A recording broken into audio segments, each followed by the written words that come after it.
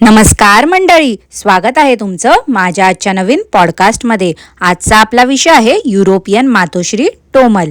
पण पॉडकास्ट सुरू करण्यापूर्वी जर तुम्ही माझ्या चॅनलवर नवीन असाल तर माझ्या चॅनलला सबस्क्राईब करून घ्या. सोबतच शेजारी असलेल्या बेल आयकॉनला प्रेस करा, सो दॅट येणाऱ्या प्रत्येक व्हिडिओचे अपडेट्स तुम्हाला भेटत राहतील.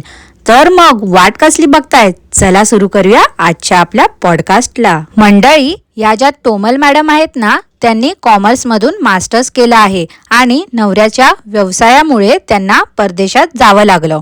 पण अधूनमधून व्ह्यूज जेव्हा कमी होतात ना त्यांच्या चॅनलवरती, त्या लगेच भारतात येतात. खरं म्हणजे मंडळी, मनीश्री काकूंसारखं यांनी पण खूप शिक्षण घेतलं आहे आणि घरात राहून व्लॉगिंग करण्याचा यांनी डिसिजन घेतला.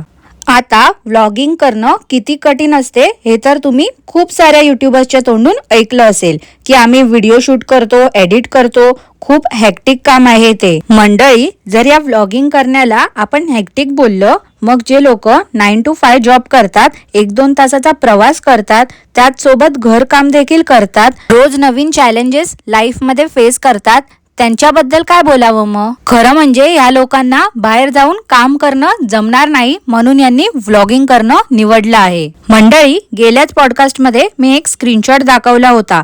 त्यात टोमल मॅडमच्या मनात सासूबाईंबद्दल किती कटुता होती ते स्पष्टपणे दिसत होतं. आणि आता कसं व्ह्यूज कमी झाले आहेत, त्यामुळे त्यांनी मुंगी जशी गुळाच्या ढेपेला चिकटते तशा आता त्या सासूबाईंना चिकटलेल्या आहेत. तर या स्क्रीनशॉट मध्ये टोमल मॅडमने स्वतःच्या तोंडून ते कबूल केलं होतं आणि आपला व्हिडिओ पाहिल्यानंतर त्यांनी ती कॉमेंट डिलीट केली. पण मनीश्री काकूंना कारण नसताना खूप जास्त त्याचा त्रास झाला. काकू बोलल्या की त्या स्क्रीनशॉटमुळे टोमलच्या लाईफमध्ये प्रॉब्लेम येऊ शकतो.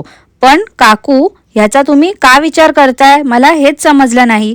तुम्ही स्वतः तुमच्या वडिलांबद्दल वाईट साईड बोलल्या होत्या पकाव टॉक्स मध्ये आणि आता वडिलांचे गुणगान गाताय. ही गोष्ट तुम्ही विसरू नका बरं का. तुम्ही जे पकाव टॉक्स मध्ये तुमच्या वडिलांबद्दल नेगेटिव्ह गोष्टी बोलल्या होत्या, त्यामुळे तुमच्या नात्यात कटुता आली होती का? नाही ना. मग टोमलने जेव्हा ती कॉमेंट केली तेव्हा तिने हा विचार करायला हवा होता. आणि रिलेटिव्हने तर 2 वर्षापूर्वी त्या व्हिडिओ खाली त्या कॉमेंट वाचल्याच असतील ना. अजून पण खूप व्हिडिओ खाली तशा कॉमेंट्स कोमल मॅडमने केलेल्या आहेत, त्या जरा जाऊन बघून या. मी काय बोलते मनीश्री काकू, जरा स्वतःच्या आयुष्यात लक्ष द्या ना. याला त्याला उगाच कशाला पाठीशी घालताय. तुम्ही खूप कर्माबिर्माच्या गोष्टी करताना, मग जरा तुमच्या युरोपियन बहिणीला पण जरा समजावा की. बघा, हा चुकीच्या गोष्टींना तुम्ही समर्थन करताय. कर्मामध्ये हे रजिस्टर होणार आहे. कॉमेंट वरून एक गोष्ट अजून मला सांगायची आहे, ती म्हणजे मंडळी, एक हर्टफुल कॉमेंट मी या टोमलच्या व्हिडिओ खाली पाहिली होती. त्यामुळे खूप लोकांचे सेंटिमेंट्स हर्ट होऊ शकतात. माझ्याकडे त्याचा स्क्रीनशॉट पण आहे. एक आपल्या सबस्क्रायबर ताई आहेत, त्यांनी ती कॉमेंट रीड केली होती आणि त्या कॉमेंट वरून ताईंने फक्त असं टोमल तू का बोलली एवढंच विचारलं होतं. पण टोमल मॅडम शेवटी बहीण कोणाची आहे, मनीश्री काकूंची. त्यामुळे तिने ती कॉमेंट लगेच डिलीट केली. त्या सबस्क्रायबर ताईने टोमलला इन्स्टावरती आणि तिच्या रिसेंट व्हिडिओ खाली पण खूप वेळा कॉमेंट केली होती आणि एकच प्रश्न विचारला होता की ताई, तू असं स्टेटमेंट का पास केलं होतं. पण या टोमल मॅडम त्यांच्या बहिणीच्या म्हणजे मनीश्री काकूंच्या एकदम पावलावर पाऊल ठेवून चालतायत. खरं बोललेलं टोमल मॅडमला सहन नाही झालं आणि त्यांनी त्या ताईंना इन्स्टावरती आणि युट्यूब वरती पण ब्लॉक करून टाकलं. टोमल मॅडम सत्य कितीही लपवण्याचा प्रयत्न केला ना, तरी एक ना एक दिवस ते बाहेर येतच. मंडळी, मी सगळ्यांचा रिस्पेक्ट करते. आपण प्रतिज्ञा घेताना पण बोलतो ना की सगळे भारतीय आपले बांधव आहेत. देश बांधवांसोबत निष्ठा राखण्याचं पण आपण प्रतिज्ञा घेतो. मला असं पर्सनली वाटते की कोणत्याही शिखरावर माणूस गेला तरी त्याने आपल्या देशाचा, त्यात राहणाऱ्या बांधवांचा, त्यांच्या परंपरेचा नेहमीच मान राखला पाहिजे.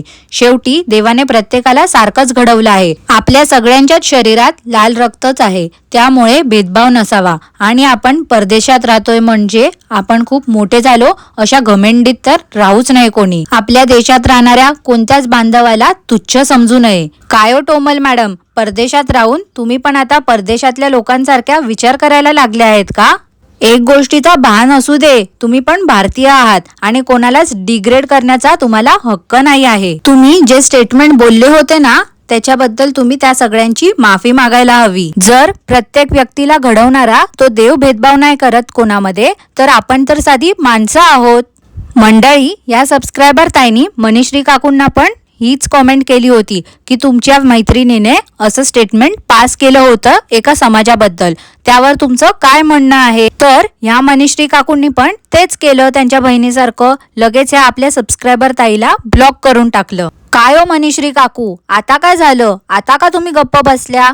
का ब्लॉक केलं त्या सबस्क्रायबर ताईला? तुम्हाला खूप पुळका आला होता ना टोमल मॅडमचा, खूप सपोर्ट करत होत्या तुम्ही तिला. मग आता त्या स्टेटमेंट वरती तुमचं काय म्हणणं आहे ते आम्हाला पण कळू द्या. बघा काकू, सत्य लपवण्याचा तुम्ही पण प्रयत्न करताय, कर्मामध्ये हे पण रजिस्टर होणार आता. टोमल मॅडम, गेल्याच वर्षी तुमच्या चॅनलवरती एक व्हिडिओ आला होता, ते म्हणजे एका ज्योतिष सोबत तुम्ही तो व्हिडिओ केला होता. तुम्हाला त्या ताईने तुमचं भविष्य वाचून सांगितलं होतं की कोणत्याही गोड बोलणाऱ्या स्त्रीपासून जरा सावध राहा, धोका देणार ती तुम्हाला.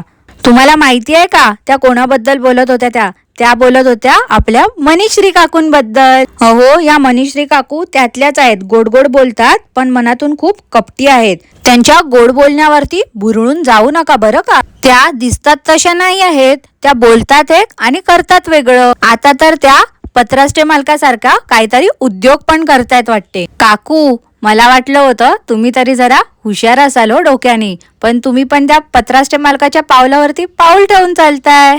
माहिती आहे ना त्याच्यासोबत काय झालं होतं ते? खूप हुशारक्या मारत होत्या, पण शेवटी काय झालं, व्हिडिओ डिलीट करावा लागला त्याला पण. समजदार को इशारा काफी आहे काकू. माझा ना एका वाक्यावरती खूप विश्वास आहे, ते वाक्य म्हणजे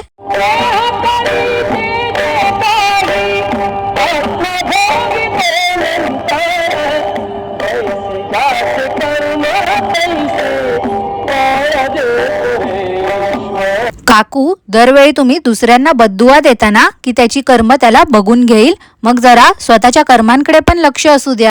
जे लोक खऱ्या कमेंट करतात त्या कमेंट तुम्ही का डिलीट करून टाकता? मग काय झालं, सत्य पचवणं जड जाते का? तसं पण काकू, तुमचा खरा चेहरा दुनियेसमोर आला आहे, त्यामुळे तुम्ही किती कमेंट्स डिलीट केल्याने काहीच फरक नाही पडणार आहे. सर्वात पहिली गोष्ट तर तुम्ही जे टोमल मॅडमनी केलेल्या कृत्याला पाठीशी घालताय ना, ते करणं थांबवा. मंडळी, एका वर्षापूर्वी या टोमल मॅडमने एक इंटरनॅशनल ऍडव्हर्टाइजमेंट केली होती. ती ऍडव्हर्टाइजमेंट कसली होती ते तुम्हाला माहिती आहे का? नसेल माहिती तर मी सांगते. ती ऍडव्हर्टाइजमेंट होती मद्यपानाची. ह्या टोमल मॅडम तर स्वतःला खूप संस्कारी सुनबाई बनवतात.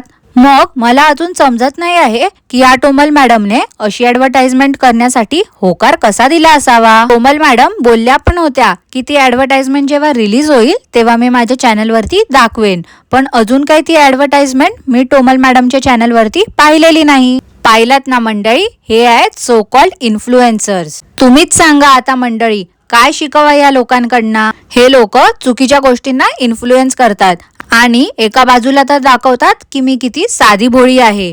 अजून एक गोष्ट टोमल मॅडम मला तुम्हाला विचारायची आहे, ती म्हणजे 1-1.5 वर्षापूर्वी तुम्ही गाडी देखील शिकल्या होतात, पण अजूनपर्यंत तुम्ही एक्झाम दिली नाही आहे. त्याचं काय कारण आहे बरं? गाडी चालवायला घाबरता ना मॅडम? खरं खरं सांगा बघू. टोमल मॅडम, जेव्हा तुमच्या भावाचं लग्न झालं होतं तेव्हा सत्यनारायणाच्या पूजेमध्ये तुम्ही बोलल्या होतात ना की तुम्ही तुमच्या वहिनीला मुलीसारखं ठेवणार आहात.